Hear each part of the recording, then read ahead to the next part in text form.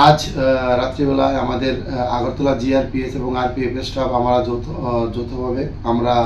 যে আমাদের রেগুলার চেকিংয়ে আবার আগরতলার স্টেশনের প্ল্যাটফর্মে আমরা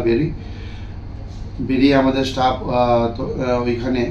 দুজন ছেলেকে সাসপেক্টিভলি দুটি পিট্টু ব্যাগ নিয়ে ঘোরাফেরা করতে দেখে তারপর আমাদের স্টাফ ওই দুজন ছেলেকে আটক করার পর জিজ্ঞাসাবাদে তারা জানায় যে তাদের নাম যথাক্রমে প্রণয় দাস, বয়স 25, বাবার নাম মতিলাল দাস, বাড়ি হলো রাজেশ্বরীনগর, পিএস আমতলী, ওয়েস্ট ত্রিপুরা, এবং আরেকজনের নাম যথাক্রমে পরাগ সরকার, বয়স 22, বাবার নাম তপন সরকার, বাড়ি হলো সরসীমা, পিএস বিলোনিয়া, সাউথ ত্রিপুরা। তারপর তাদের কাছে যে পিট্টু ব্যাগ ছিল, ব্যাগ তল্লাশি করে দুজনের ব্যাগ থেকে সর্বমোট 4 কেজি 110 গ্রাম অবৈধ গাঁজা উদ্ধার করতে আমরা সক্ষম হই, যার কালোবাজারি মূল্য প্রায় হবে 50,000 টাকা। এই পাওয়ার পর তারপর আমরা তাদেরকে অ্যারেস্ট করি এবং তাদের বিরুদ্ধে একটি এনডিপিএস ধারায়